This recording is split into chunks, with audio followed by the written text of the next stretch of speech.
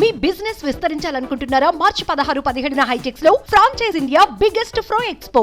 Chandrababu CM అవుతారా, మళ్ళీ జగనే సీఎం అవుతారా అనే ఇంటెన్షన్ కన్నా జనసేనాని పవన్ కళ్యాణ్ గెలుస్తారా, వైసీపీలో చేరిన ముద్రగడ పద్మనాభం గెలుస్తారా అనేది ఇప్పుడు హాట్ డిస్కషన్ అయింది. నిన్న వైసీపీ కండువా కప్పుకున్నారో లేదో గానీ ఈ రోజు నుంచే ముద్రగడ అటాక్ మొదలు పెట్టాడు. రాజకీయాల్లో మొల్తాడు లేనివాడు ఇప్పుడు నాకు పాఠాలు చెప్తున్నాడు. అసలు మీరు చెప్పినట్టు నేను ఎందుకు రాజకీయం చేయాలి? నాకు చెప్పడానికి ఈయనెవరు? అసలు చంద్రబాబు 5 ఏళ్ల పాలనలో అసలు పవన్ ఎక్కడున్నాడు? కాపు జాతిని అవమానించినప్పుడు పవన్ ఎందుకు స్పందించలేదు? మీరు సినిమాల్లో హీరో కావచ్చు, రాజకీయాల్లో మాత్రం నేనే హీరోను అంటూ ముద్రగడ కామెంట్స్ చేశాడు. ఘనమైన కుటుంబ చరిత్ర మాది. నిన్న సీఎం జగన్ సమక్షంలో వైఎస్ఆర్సీపీలో చేరా, కానీ ఇప్పుడు నాపై సోషల్ మీడియాలో తప్పుడు రాతలు రాస్తున్నారు. ప్రజలకు సేవ చేయడానికే ఈ పార్టీని ఎంచుకున్నా. కాపులు దళితుల కోసం నేను ఉద్యమించాను. దళితుల భిక్షతోనే ఈ స్థితికి వచ్చాను. ఏ ఉద్యమం చేసినా బీసీలు దళితులే ముందుండి నన్ను నడిపించారు. నా వర్గాన్ని, నా మనుషుల్ని కాపాడుకోవడానికి ఏమైనా చేస్తాను అని చెప్పారు. సీఎం జగన్ కుటుంబానికి ఓ చరిత్ర ఉంది. జగన్ దగ్గరకు ఎందుకు వెళ్ళావు, మా నాయకుడి దగ్గరికి ఎందుకు వెళ్ళలేదు అని కొందరు పోస్టింగ్లు పెడుతున్నారు. సినిమాల్లో ఆయన గొప్ప కావచ్చు, నేను రాజకీయాల్లో గొప్ప. ఆ మాటకొస్తే రాజకీయాల్లోనూ సినిమా ఫీల్డ్లో నేను ముందున్నాను.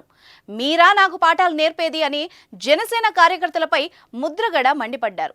దీన్ని బట్టి చూస్తే పవన్ పై ముద్రగడ పద్మనాభం ఏ రేంజ్ లో టార్గెట్ చేశారో అర్థం చేసుకోవచ్చు.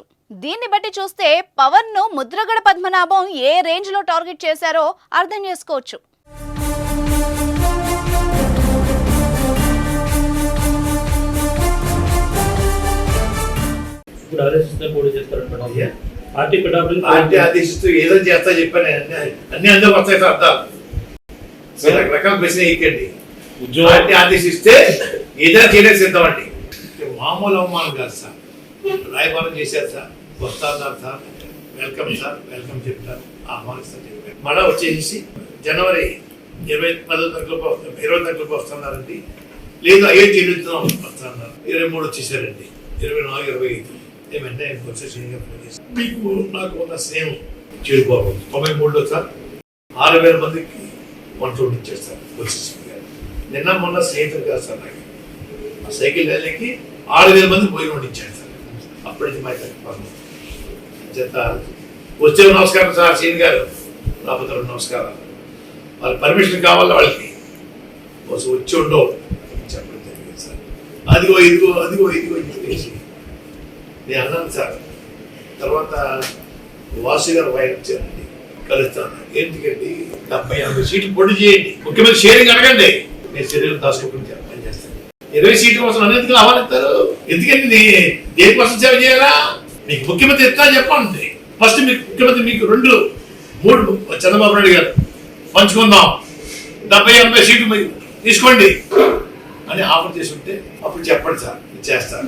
ఇంకోటి కూడా చెప్పాను సార్ వాసు గారికి, అయ్యా వాసు గారు చంద్రబాబు నాయుడు గారు జైలుకి వెళ్ళిన తర్వాత వారికి పూర్తిగా భూస్థాపితం అయిపోయింది. పవన్ కళ్యాణ్ గారు జైలుకి వెళ్ళి చూసి వచ్చిన తర్వాత బయటకు వచ్చి భరోసా ఇచ్చిన తర్వాత గ్రాఫ్ విపరీతంగా పెరిగిందండి. సుమన్ టీవీలో మీ పర్సనల్ అండ్ బిజినెస్ ప్రమోషన్స్ కోసం కింది నెంబర్కి కాంటాక్ట్ చేయండి.